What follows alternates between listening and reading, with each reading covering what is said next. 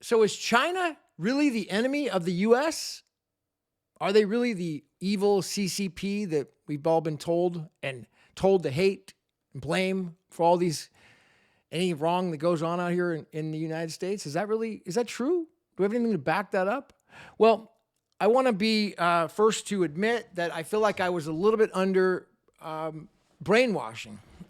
And when we were growing up as a kid, here in the school public school systems, it was always Russia was the bad guy. Russia was going to, they were going to have the Cold War and they were out to get us. They were the boogeyman.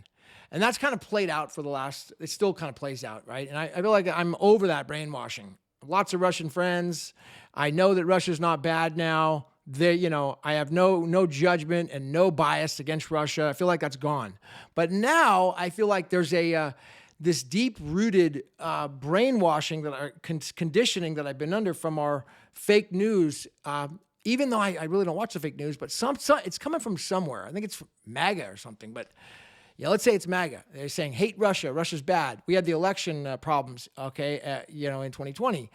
There was a lot of debate about it, and they blamed Russia. They blamed China. They said China did this, and so we had no proof about it. But I want to say that I want to start the campaign that China I don't think China's the bad guy.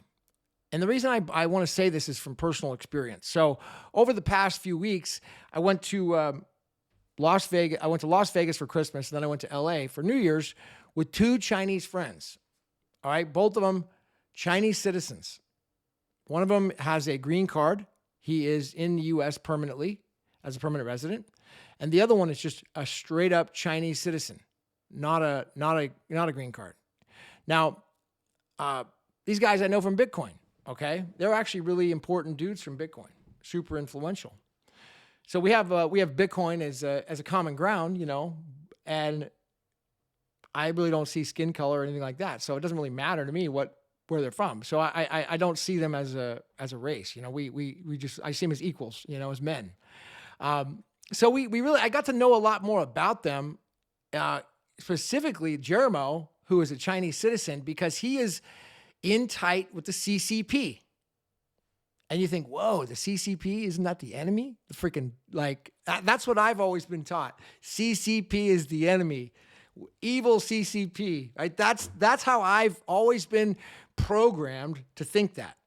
The Chinese Communist Party, because we have this thing in California where if you're communist, there's some serious consequences in the law based upon this, right? So we definitely have the law to back it up. And in fact, there's a government code in California to support this. I can't think of it offhand, but it's a very serious, communism is outlawed out here. So, we hear that, we think it's bad. Now he's telling me, not as a CCP party member, but as I wouldn't say he's an elite, but he's an upperclassman. Came from the very, very top 1/10 of 1%. So he was out of 1,000 kids, he was the number 4 top school score out of his Chinese school, graduating from high school, going into university. So 4 out of 1,000, meaning that he's the elite when it comes to studies of smarts.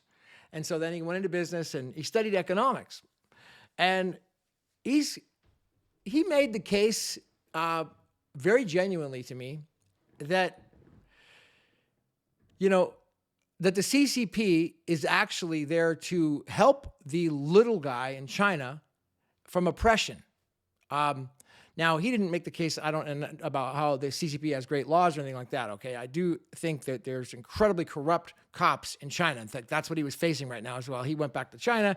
They held him, right, because he knew he was a Bitcoin whale, so they wanted to get his money. And so they illegally held him in custody, escaped as a fugitive. But at the same time, he made the case that the CCP and that the China is not overall bad, and they're not evil out to just get Americans and steal our rights and our guns and invade our borders and attack us. It's actually not like that at all. In fact, he made the case that it was given this terrible light, this terrible viewpoint, just as a blame game. And I think I would have to agree with him, because we don't have anything to back this up. And it's just like this mainstream, unfair, biased narrative. Back in the day, when I was a kid, they made up this narrative about gypsies, how gypsies were the enemy. Gypsies were bad. And that every time when I was a kid, they said, if you get screwed over by somebody, just call them a gyp. Say you got gypped. And then because that's what gypsies are, they screw everybody. That was literally a thing that it was maybe the 80s when I was a kid that it went on. And I feel the same thing is going on with China right now, and it's okay. It seems like, it's okay. Well, I want to make the point that he said to me that it's not okay, that China can be an ally. And speaking, getting to know these guys, both Chinese citizens, one's a fugitive from China. He realizes the absolute terrible corruption they are with the local police that he's facing. But he's still convinced me that, China is not the enemy.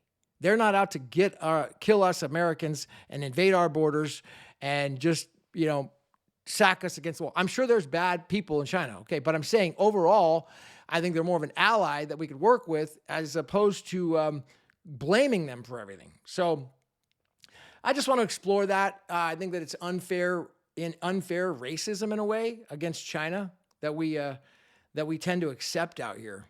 It seems like it's no big deal, while other races we're not allowed to be racist against at all. But for some reason, it's okay to do it with China. And I just want to raise that to people's consciousness and let them know that take a minute to try to get to know these people because now after I feel like I have a better relationship as just a freaking white gringo from out in California, didn't grow up any Chinese people, but real like getting to know people, like actual Chinese citizen. He wasn't born here. So it's my first time really getting to know Chinese citizens for the first time.